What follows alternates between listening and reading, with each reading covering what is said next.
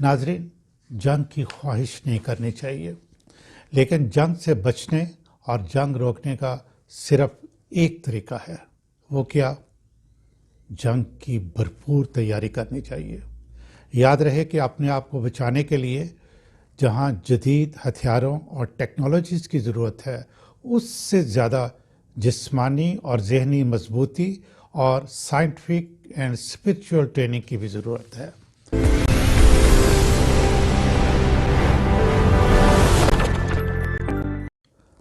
अस्सलाम वालेकुम, आप खालिद इकबाल यूट्यूब चैनल देख रहे हैं।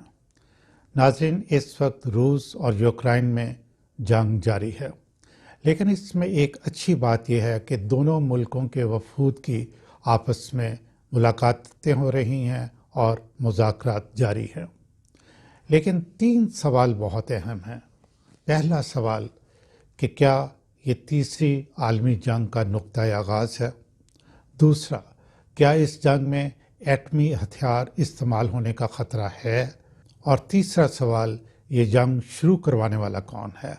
और सबसे ज़्यादा अहम कि इन सारे हालात में पाकिस्तान कहाँ खड़ा है। नाजरीन, जंग की ख्वाहिश नहीं करनी चाहिए, लेकिन जंग से बचने और जंग रोकने का सिर्फ एक तरीका है। वो क्या?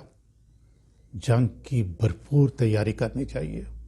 याद रहे कि अपने आप को बचाने के लिए जहां जदीद हथियारों और टेक्नोलॉजीज़ की ज़रूरत है, उससे ज़्यादा जिस्मानी और जहनी मजबूती और साइंटिफिक एंड स्पिरिचुअल ट्रेनिंग की भी ज़रूरत है।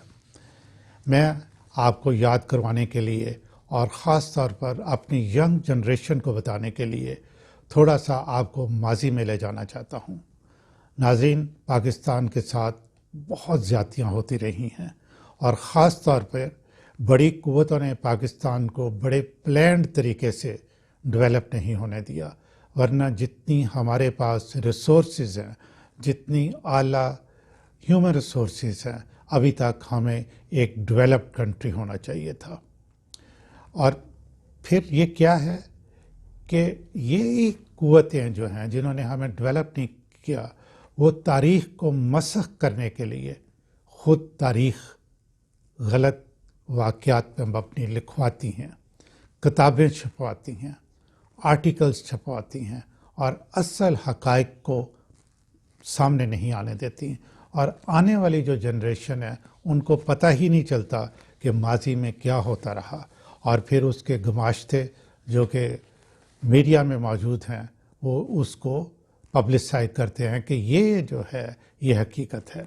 मैं समझता हूँ कि हमारी नई नस्ल को असल हक़ाइक़ का इल्म होना चाहिए। नाज़रीन, ये 1979 की बात है कि 24 दिसंबर की रात रूस अफ़गानिस्तान पर हमला हुआ और 30,000 फ़ौजियों के साथ, और बहाना ये बनाया कि हमने अफ़गानिस्तान के साथ एक ट्रीटी साइन किया था जिसका नाम था economic and military assistance treaty, और उससे हमने अफ़गानिस्तान को डेवलप करना है। ये बिल्कुल झूठ था। असल में वो वहाँ कदम जमाने के बाद आगे गर्म पानियों तक पहुँचना चाहता था। मतलब ये कि पूरे पाकिस्तान पर कब्ज़ा करना चाहता था, और हमारी उस वक्त की क़यादत ये बात समझ गई। मुख्तसर बात करूँगा, पाकिस्तान ने अल्लाह अकबर का नारा बुलंद किया और अफ़गान अवाम की मदद करना शुरू कर दी। पाकिस्तान ने तनहा अफ़गानियों की मदद की और फिर इसको जहाद कहा, और फिर सारी दुनिया से मुसलमान बशमूल अमेरिका और यूरोप से अफ़गानिस्तान आना शुरू हो गए, और उन्होंने रूस के ख़िलाफ़ जंग में हिस्सा लेना शुरू कर दिया।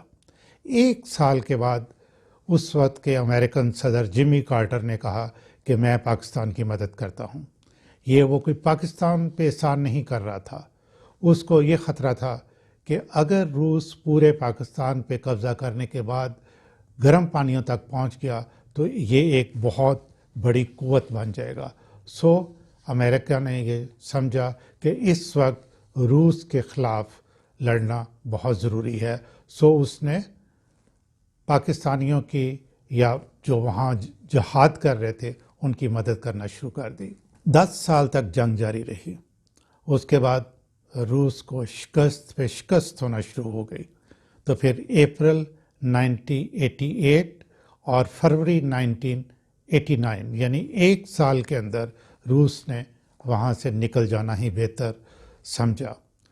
لیکن پاکستان نے اس کی بہت بھاری قیمت چکائی. ناظرین، دراصل امریکہ خوف میں مبتلا ہو چکا تھا. میرا تجزیے کے مطابق امریکی پالیسی تھی کہ پاکستان کو سٹیبل نہیں ہونے دینا تاکہ یہ ڈیولپ نہ کر سکے. اس کی وجوہات کی ڈیٹیل میں اس وقت یہاں اس ویڈیو میں نہیں جاؤں گا، پھر کسی ویڈیو میں اس کی ڈیٹیل میں آپ کو بتاؤں گا. ناظرین، سپٹمبر 11، 2001 4 کمرشل جہاز، جنگی جہاز نہیں، یہ مسافروں والے جہاز، یہ انہوں نے امریکہ میں تباہی مچا دی. 2 جہاز امریکہ میں نیو یارک میں موجود ٹوئن ٹاور سے ٹکرائے. ایک جہاز پینٹاگون سے ٹکرایا اور ایک جہاز کھیتوں میں گرا. سوال یہ پیدا ہوتا ہے کہ جب یہ سارا کچھ ہو رہا تھا تو اس وقت امریکہ کی سیکیورٹی کہاں تھی؟ یا یہ ہے امریکہ کا سیکیورٹی سسٹم؟ جہاز اغوا کیے گئے اور امریکہ میں گھومتے رہے. یہ قابل یقین بات نہیں ہے کہ یہ ایسا ہو سکتا ہے. امریکہ نے الزام افغانستان پہ دھرا کہ یہاں سے وہ لوگ جو ہیں جنہوں نے جہاز اغوا کیے وہ ٹریننگ لے کے گئے تھے. یہی بہانہ بنا کر افغانستان پر حملہ کر دیا. اس وقت جنرل پرویز مشرف یہاں حکمران تھے.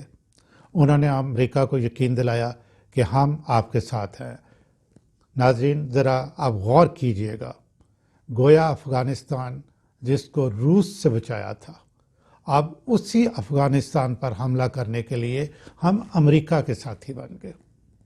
میں رپیٹ کرتا ہوں کہ وہ افغانستان جس کو ہم نے 10 سال گوریلا جنگ کر کے روس سے بچایا تھا، اب اسی پہ حملہ کرنے کے لیے ہم امریکہ کے ساتھی بن گئے. اور یہ عجیب ساتھی تھا کہ امریکہ اس وقت بھی یعنی ساتھی ملک پاکستان کے اندر ڈرون حملے کرتا رہا. اور اس کی اسٹریٹجی کیا تھی کہ جب پاکستان کے ایریاز پہ وہ حملے کرے گا تو پاکستان کے جو لوگ ہیں سرحدی علاقوں میں رہنے والے، وہ پاکستان کی فوج اور پاکستان کی گورنمنٹ کے خلاف ہو جائیں گے. تو کیا ہوا؟ یہ ایسا ہی ہوا کہ ہمارے سرحدی علاقے کے لوگ جو ہیں وہ ہمارے یعنی کہ پاکستان کے خلاف ہو گئے. اور ایک تیر سے 2 شکار، ادھر ہم اس کے ساتھی بنے اور امریکہ نے افغانستان پہ تباہی و بربادی کرنی شروع کر دی. یہ 20 سال تک امریکہ یہ جنگ لڑتا رہا، لیکن وہاں اس کو شرمناک شکست ہوئی. اب جو بائیڈن نے سپٹمبر 2021 میں اپنی فوجیں یہاں سے نکالیں. امریکہ کو تو ہزیمت اور شرمندگی کا جو سامنا ہوا وہ ہوا، لیکن پاکستان انڈر ڈیولپ کنٹری ہی رہ گیا.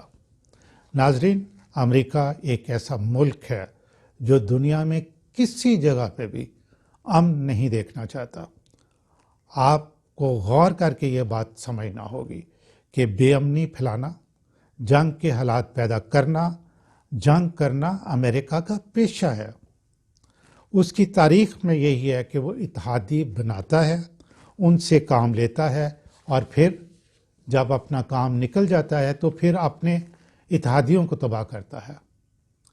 امریکہ نے صدام کو کویت پر حملہ کرنے کے لیے کہا، کویت کو تباہ کیا، پھر صدام کو وہاں سے نکالا، اور پھر کویت کو ری بلڈ کرنے کے لیے امریکن فرمز کو ٹھیکے دیے اور وہاں اپنا اسلحہ بھی بیچا.